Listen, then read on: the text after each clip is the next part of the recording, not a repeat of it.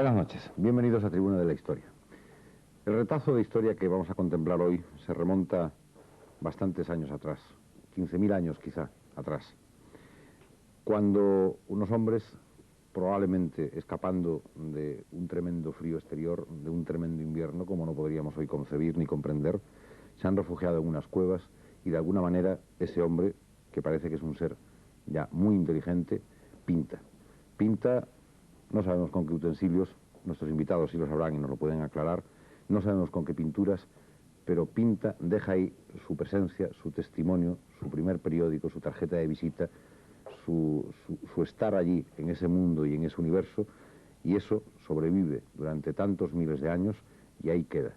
Y ahí casi nace el arte, porque queda no solo como testimonio vivo de que por ahí ha habido un mono inteligente capaz de pintar, capaz de algo más que pintar, aprovechando incluso los restos de las piedras para darle forma a sus bisontes, pero ahí están las cuevas de Altamira, que son casi como un nacimiento del arte, que son la Capilla Sixtina del Cuaternario, como lo han llamado, que son un maravilloso monumento, quizá al primer atisbo de inteligencia verdaderamente conseguida en la mente humana. Lo que 15.000 años fueron capaces de respetar, ese tremendo peligro de todo lo que el hombre ha creado, que es el propio hombre, la propia civilización, ha sido capaz de destruirlo o intentar destruirlo en muy poco tiempo. Las cuevas de Altamira viven hoy un tremendo problema de conservación, de alguna manera queremos tratarlo también en el programa, y ahí está con todo su enigma, con toda su carga de historia, con toda su carga de ciencia, con todo lo que representa, si queremos un poco saber cuál ha sido la noche de nuestros tiempos, cómo ha sido este empezar de esta humanidad. De esto vamos a tratar en el programa con 4 ilustres invitados.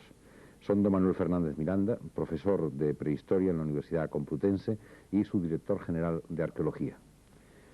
Don Joaquín González Echegaray es director del Centro de Investigación y además del Museo de Altamira. Don Antonio Beltrán es catedrático de arqueología en la Universidad de Zaragoza y presidente de la Junta Superior de Excavaciones Arqueológicas. Y don Francisco Jordá es catedrático de prehistoria en la Universidad de Salamanca. Todos ellos son autores de numerosos trabajos, libros, ponencias sobre un tema tan importante como es el de Altamira, que hoy queremos que, con una relativa extensión, pueda ser dilucidado y tratado en el programa. Vamos a presentarles, como de costumbre, unas imágenes filmadas. Esta vez es un documental dedicado precisamente a esas cuevas increíbles de Altamira. El documental nos parece que es una magnífica exposición y les rogaríamos que retuvieran en su retina las imágenes que ahora vamos a ver, porque ellas van a ser un poco el eje al que nos vamos a referir a lo largo de todo el programa.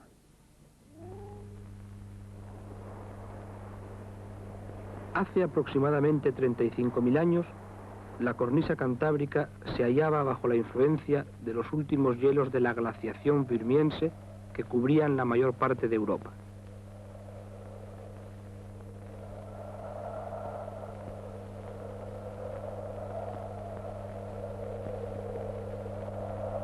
En las zonas montañosas, el nivel de las nieves perpetuas descendió algo más de 1.000 metros respecto al actual.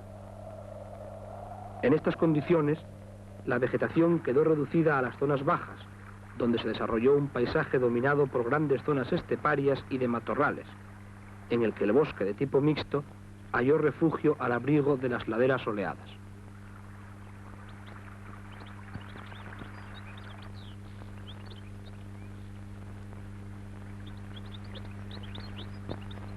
En otros momentos, las zonas próximas a la franja litoral se vieron pobladas de espesos bosques y amplias praderas de gramíneas, al gozar de un clima de tipo oceánico, húmedo y relativamente templado.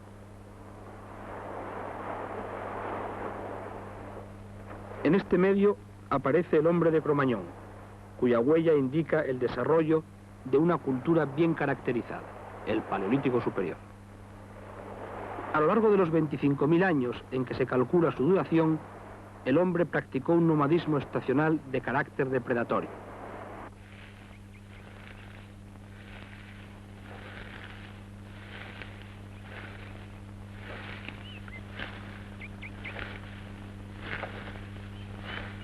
El aprovechamiento de los recursos naturales le obligó a realizar frecuentes desplazamientos siempre dentro de una misma región y ocupando los mismos hábitats, al aire libre o en cuevas, según las condiciones ambientales.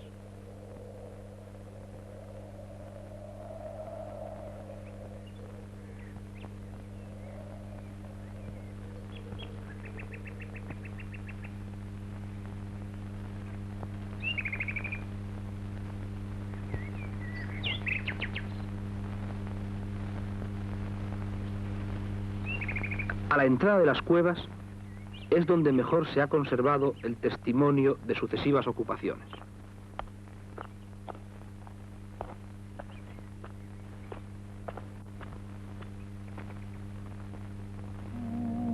El estudio de los restos materiales que allí aparecen ordenados estratigráficamente permite a los arqueólogos y prehistoriadores diferenciar diversos complejos culturales con un patrimonio técnico específico.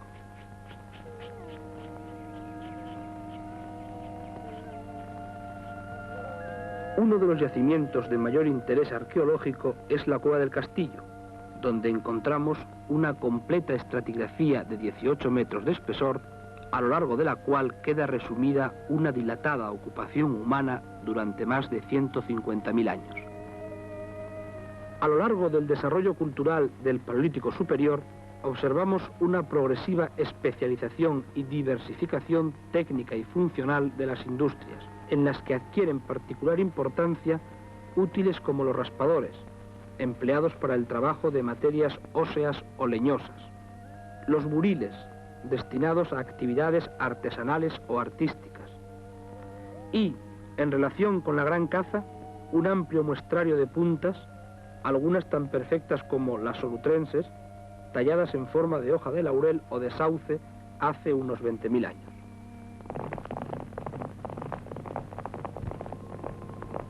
Con estos medios, el hombre se dedicó a la caza de grandes animales, en algunos de los cuales centró su atención artística, como por ejemplo en el caballo, el bisonte,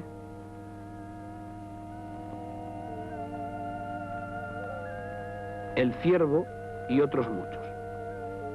De todos ellos trató de obtener el mismo partido, aprovechando la carne, las pieles, la sangre como aglutinante de los colorantes minerales de sus pinturas y los huesos y astas para fabricar, sobre todo en época magdaleniense, arpones, azagallas o venablos, espátulas, agujas, colgantes y estos singulares objetos denominados bastones de mando, a menudo decorados.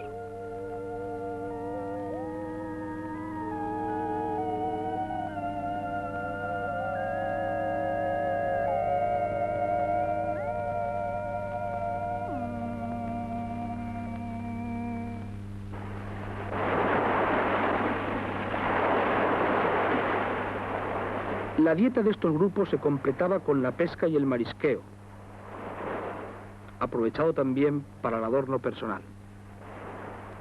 A estas actividades hemos de suponer ligada la recolección de frutos silvestres.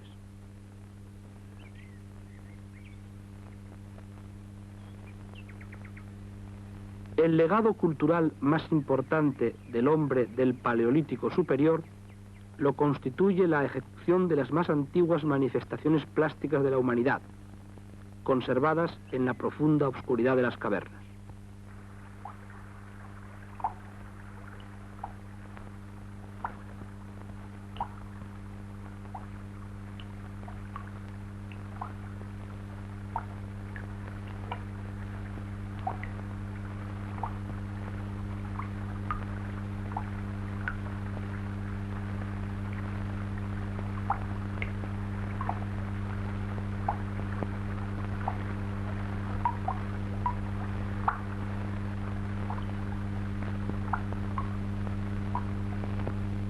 El más grandioso exponente de este arte lo contemplamos en la cueva de Altamira.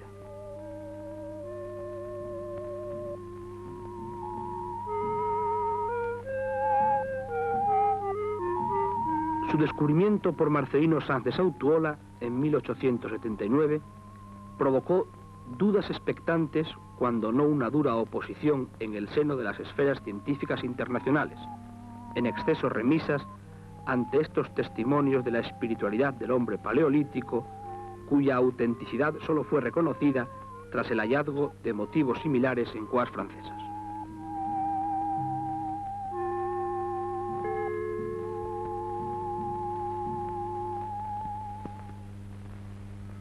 Poco a poco iban apareciendo nuevas muestras de este arte, destacando su extraordinaria profusión en la cornisa cantábrica. En sus cuevas, los motivos representados, además del importante tema animal ya visto, pueden dividirse en dos grandes grupos. Uno de ellos lo integra la figuración de órganos humanos, como por ejemplo las manos, que en ocasiones se muestran mutiladas, quizá de acuerdo con ciertas prácticas rituales.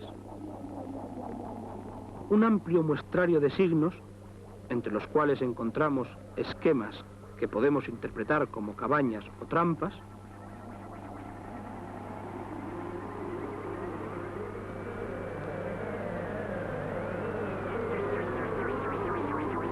y finalmente otros bien distintos que sugieren un significado de carácter sexual.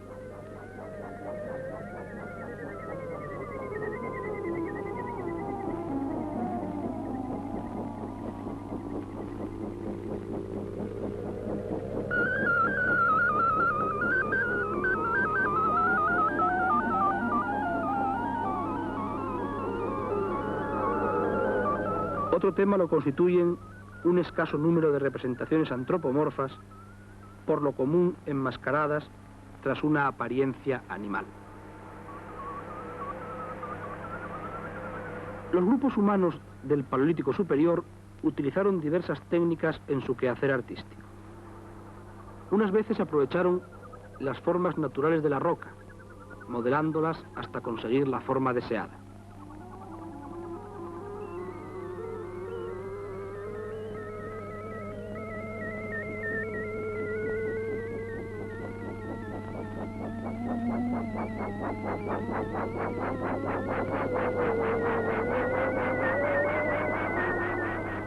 En otras ocasiones, emplearon el grabado sobre objetos de asta, hueso o piedra.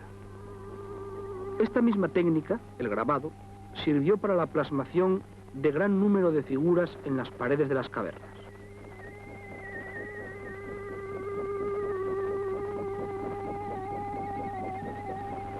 También allí, excepcionalmente, dejó la impronta de sus dedos.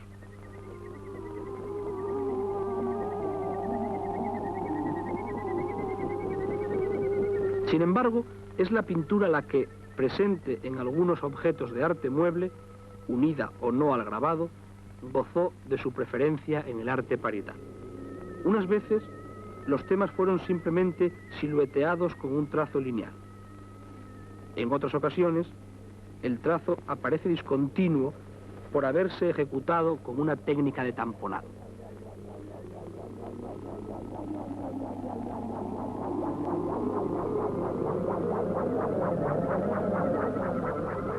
El máximo exponente de los usos pictóricos empleados por el hombre del Paleolítico Superior es Altamira.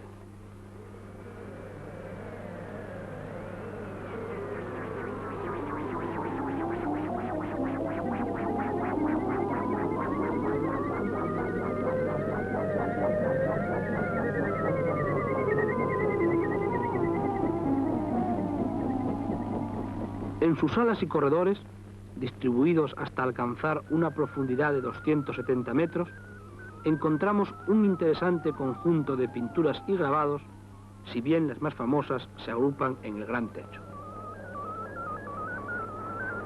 Aquí, junto a un sinfín de figuras grabadas, contemplamos siluetas perfiladas en negro. Otras cuyo interior fue rellenado parcialmente con tintas planas y modelado mediante la repartición irregular del color, con el lavado o el raspado de algunas partes.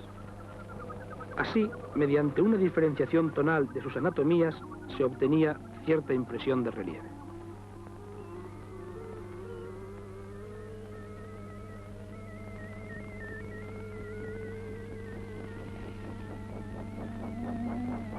Esta intencionalidad volumétrica es recogida y llevada a sus últimas consecuencias en la realización de los majestuosos bisontes del gran techo.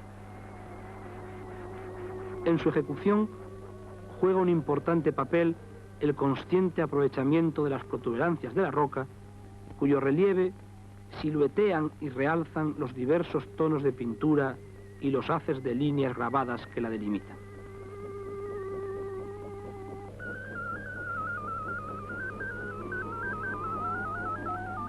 El gran techo de Altamira es, además, un compendio de los temas del arte paleolítico, ya que rodeando a los bisontes aparecen dispuestos otros animales.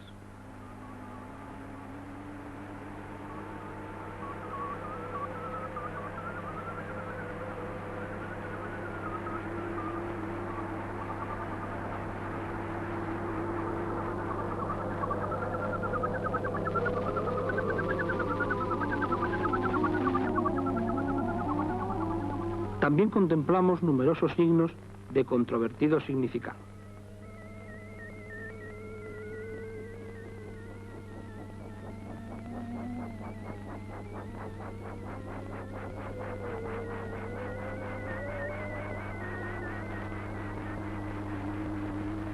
El tema humano queda representado por un grupo de seres antropoides cuya identidad se oculta tras una apariencia animal.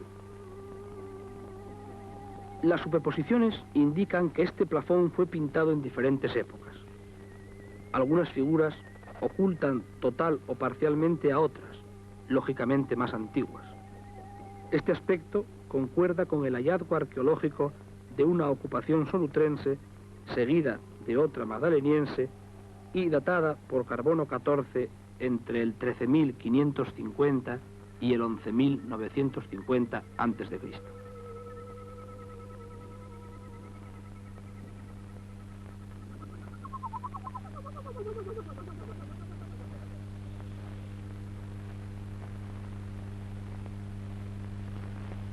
Si Altamira es uno de los santuarios más conocidos, otros no menos interesantes subrayan la variedad iconográfica contenida en la región cantábrica. Tal es el caso de la cueva asturiana del Pindal, donde además de estos motivos encontramos una de las pocas representaciones de mamut existentes en la península ibérica.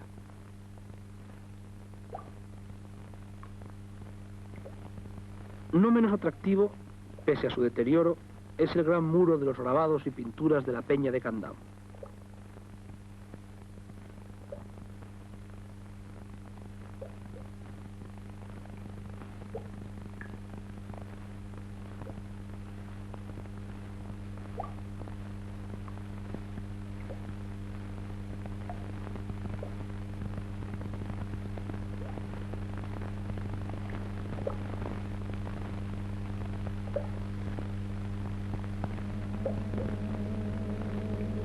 En ella destaca, por la espectacularidad de su situación, la agrupación de figuras de su famoso camarín.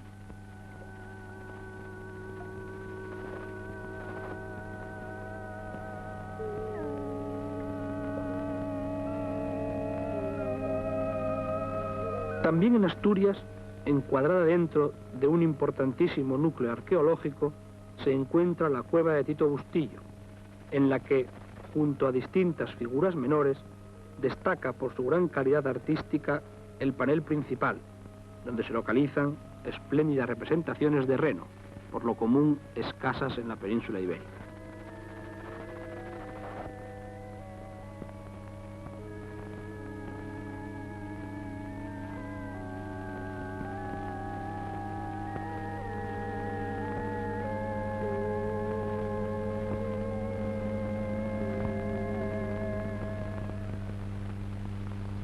El enclave de Montecastillo, sobre el Valle del Pas, constituye una de las más sugestivas y personalizadas agrupaciones del arte rupestre paleolítico en Europa occidental. Sus entrañas dan cobijo a una enorme cantidad de pinturas y grabados distribuidos en las conocidas cuevas de Castillo, Las Monedas, La Pasiega y Las Chimeneas.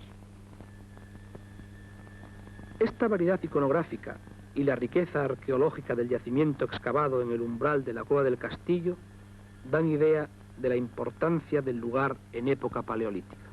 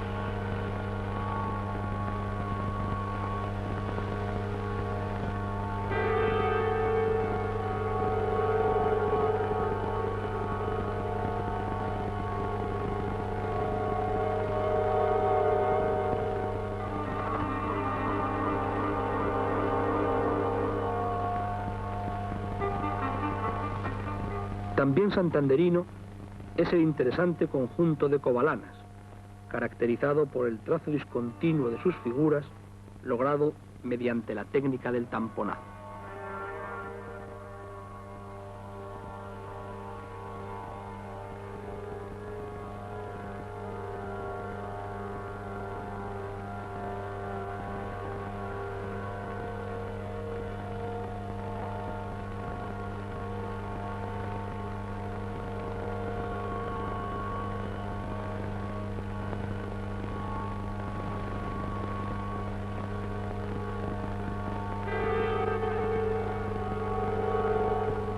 Una de las estaciones donde el grabado adquiere su más pura y expresiva definición es en la también santanderina cueva de Hornos de la Peña.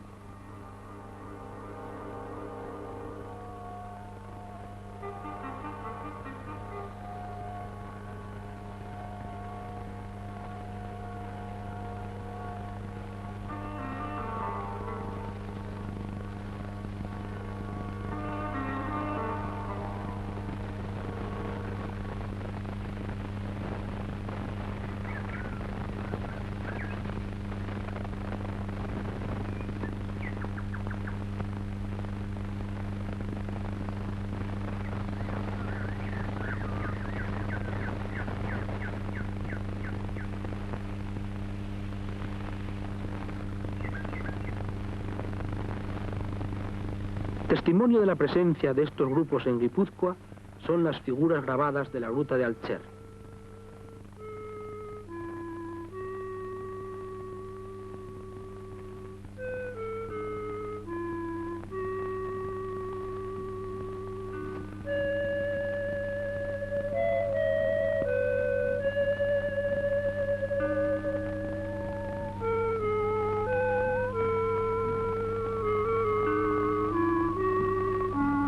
Otro extraordinario conjunto vasco es el del santuario de Caín, donde de nuevo encontramos representada la figura del caballo.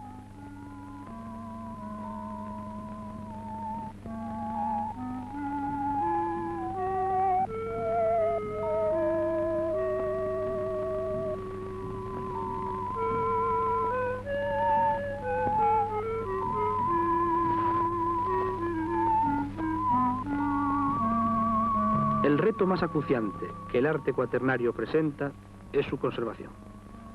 Las pinturas se pierden. Quizá el ejemplo más conocido sea Altamira, que descubierta hace poco más de 100 años, paulatinamente ha visto amenazado su equilibrio ambiental.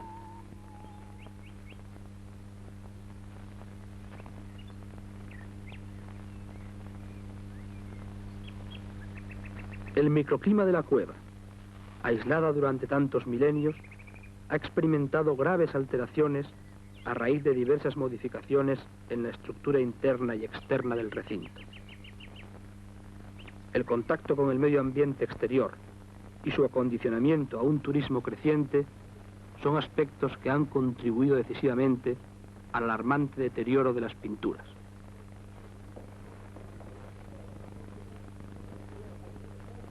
Algunas de ellas se ofrecen hoy cubiertas parcialmente por formaciones calcáreas, cuando no son el triste documento del desaprensivo trato recibido por parte de algunos visitantes.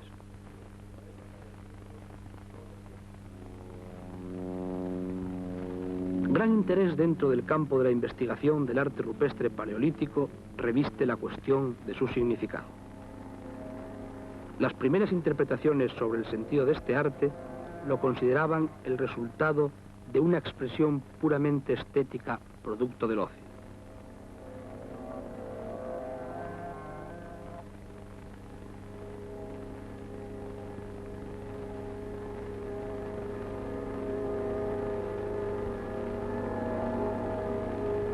La crisis de la teoría del arte por el arte se produjo a raíz del avance en el estudio de los pueblos primitivos actuales, lo que hizo suponer cierto sentido propiciatorio ligado a prácticas mágicas en relación con la caza y la fertilidad.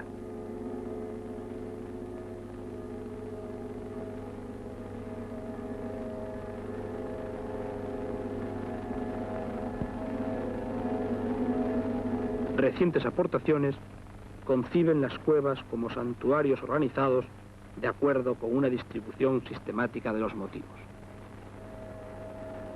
Animales y signos aparecen regularmente asociados, traduciendo la contraposición de dos principios, primero interpretados con un significado sexual y más tarde como dos fuerzas abstractas. Así se atribuye al arte paleolítico un contenido simbólico.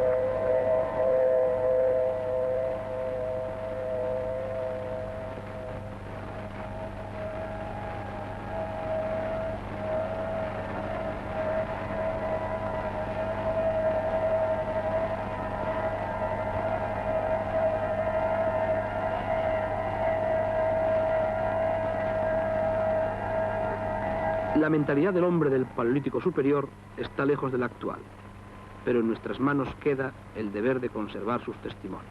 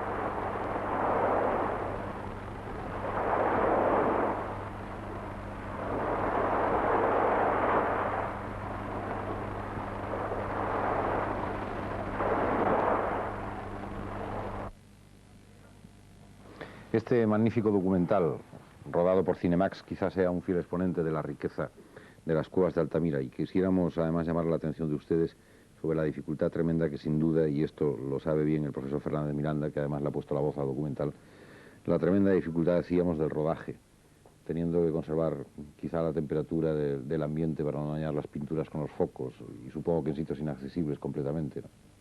Sí, en efecto, el trabajo que no se ve, que no pueden ver los espectadores, son muchos días de esfuerzo en sitios de difícil acceso, con unas precauciones ilimitadas para intentar que en ningún caso las pinturas resulten dañadas, y con un equipo de profesionales que realmente se portó espléndidamente, hizo un trabajo, creo que excepcional, no ya solo por la forma, por la terrible dificultad que entraña una filmación de este tipo.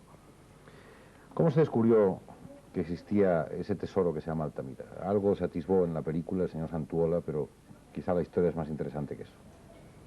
Pues en definitiva la cosa sucedió hace 102 años exactamente, en 1879, aunque hay sus discusiones en cuanto a la fecha exacta. No vamos ahora a entrar en ese tema. Las pinturas las descubrió en la cueva don Marcelino Sáiz de Sautuola, que por cierto es el abuelo del actual presidente del Banco de Santander, don Emilio Botín. Marcelino Sautuola era un hombre muy interesante, un hombre estudioso, aficionado a las ciencias naturales y concretamente a la prehistoria, y tenía por costumbre ir explorando las cuevas de la región, especialmente de la zona de Puente de San Miguel, donde él tenía su casa de verano, y se había enterado de que en Altamira se había descubierto una cueva unos años antes. Entonces iba allí acompañado de su hija, María, que entonces era una niña pequeña, y que le alumbraba con un farol. Estando él excavando en la cueva para recoger utensilios del hombre prehistórico y huesos de los animales, fue su hija la que vio por primera vez las pinturas y llamó la atención de su padre diciéndole: papá, mira, toros, o bueyes según otra versión. El hecho es que su padre no los había visto porque las pinturas están en el techo y el techo tiene muy poca altura, y la niña, valiéndose del hecho de que por su estatura podía dominar mejor el panorama, fue la que, estando jugando con la luz, pudo descubrir las pinturas y llamar la atención de su padre. Su padre las estudió y publicó un magnífico libro, un librito realmente, en 1880, que es digno de notarse. Han pasado 101 años y no se le puede poner ni un solo pero desde el punto de vista de la prehistoria, a pesar de todo lo que ha avanzado en este siglo la prehistoria, que entonces era una ciencia en mantillas. No se le puede poner ni un solo pero bajo ningún aspecto científico. Evidentemente, toda la prehistoria oficial de entonces, representada singularmente por la prehistoria francesa, se opuso a la atribución de las pinturas de Altamira a una época prehistórica. Sautolá luchó, iba a decir solo, no solo, porque fue apoyado por algunos prehistoriadores, especialmente por Vilanova, que era catedrático de la Universidad de Madrid, pero a pesar de ello las pinturas fueron rechazadas como auténticas por parte de los prehistoriadores del mundo en sucesivos congresos, y Sautolá realmente murió sin saborear las mieles del triunfo, porque después de su muerte fue cuando aparecieron en Francia las primeras cuevas pintadas, y realmente entonces los prehistoriadores reconocieron que la Altamira era auténtica. Con Altamira le sucedió que, por ser la primera descubierta y por ser además la más extraordinaria de todas, pues realmente era un problema que se le planteaba a la ciencia, que no fue capaz de digerirle en esos momentos. De hecho, pues con el descubrimiento de Altamira se inició el estudio del arte paleolítico, del arte rupestre, que ha tenido un desarrollo extraordinario a lo largo de estos 100 años. La pregunta tremenda es cómo era ese hombre que fue capaz de pintar esas maravillas. ¿Era un mono inteligente? ¿Era ya un hombre? ¿Qué era? Era un hombre inteligente y era un hombre capaz de pintar Altamira, la perogrullada. Yo creo que el enigma portentoso de Altamira es precisamente que un hombre primitivo en lo que se refiere a técnicas, a modos de actuación sobre la materia, incluso una concepción normal de hombre con una serie de incapacidades, no al de que llegado a dominar los inventos, con métodos tan rudimentarios como pueden caber en una evolución cultural como la que conocemos muy bien a través de las investigaciones arqueológicas. Llega a tomar colores minerales, a mezclarlos no sabemos cómo, quizá haya que hablar de eso en esta sesión, y de repente hacer Altamira u otras cuevas. Picasso, delante, no en Altamira, pero en Lascaux, lo mismo da, delante de un enorme toro, boquiabierto, dijo algo tan revelador como esto: ninguno de nosotros es capaz de pintar así. Ese es el enigma de Altamira o del arte rupestre, que un hombre que suponemos primitivo, que sabemos que lo era en lo que se refiere a la cultura material, que tiene dificultades para superar todo lo que no sea la estricta satisfacción de los instintos, no a nivel animal, sino por encima, en lo más extraordinariamente espiritual de la realización humana, puesto delante de una pared, con sus manos, con unos colores minerales y naturalmente con esa maravillosa chispa divina de la inteligencia, es capaz de convertir unos óxidos, unas tierras y unos disolventes en algo que todavía hoy puede figurar entre las creaciones máximas de la historia del arte de la humanidad.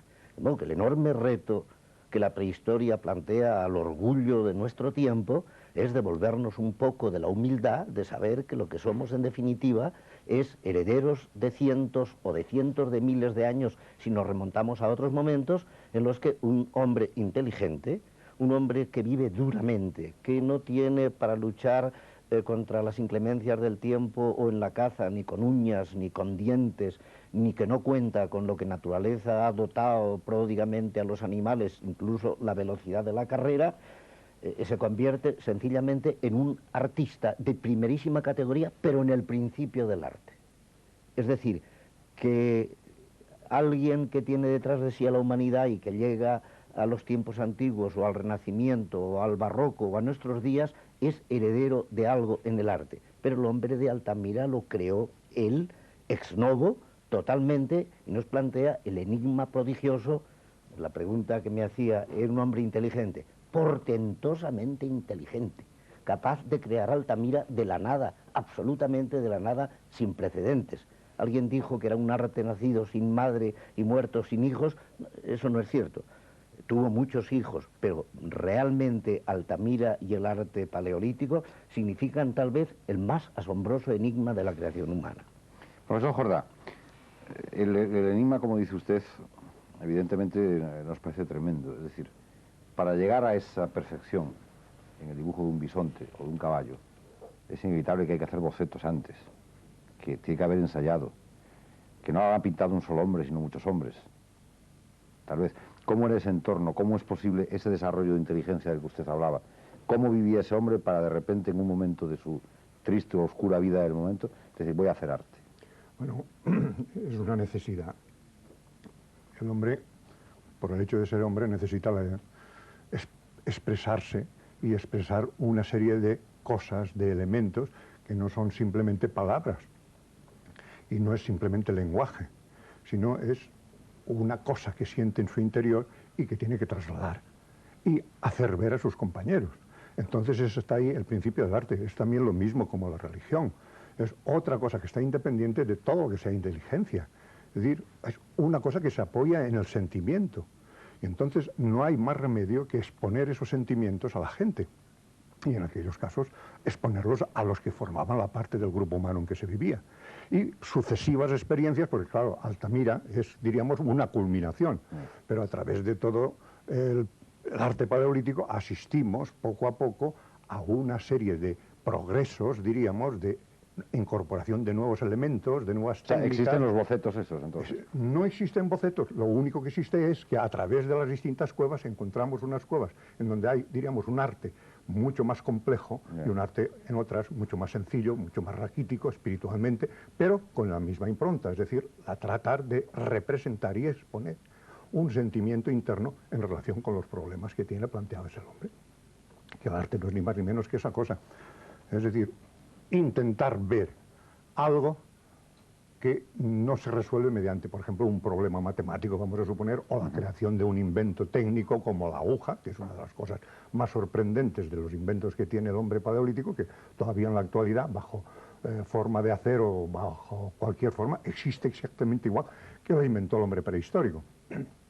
Y entonces en el arte también ocurre exactamente lo mismo, es decir, es un invento que se perfecciona y expresa todos esos procesos de tipo sentimental que existen en el interior del hombre y que además el grupo necesita esa orientación para comprender también a otra serie de problemas, y a raíz de una serie de experimentos, podríamos decir, va formando una serie de representaciones, y como la base fundamental de la vida del hombre en aquella época era el animal, era cazador por excelencia y la caza dominaba toda su actividad, entonces es lógico que ocupe como centro de esa representación, como centro de esa expresión general, el animal ocupe el centro, y de ahí esas bellas figuras que tenemos de Altamira y de otros sitios, de Tito Bustillo, por ejemplo, son extraordinarias, y que nos encontremos con un proceso perfectamente acabado que se inicia, como digo, en un momento determinado, a los comienzos del arte del mundo paleolítico, y llega a terminar dentro del magdaleniense, cumpliendo un ciclo, como todo hecho cultural humano, que viene realmente a comenzar y terminar, no como un ser vivo, no, sino simplemente por un proceso propio de las creaciones humanas, que no pueden aguantar indefinidamente, sino que tienen que ser sustituidas inmediatamente por otras. Bien, vamos a hacer una pausa y seguimos enseguida con el coloquio.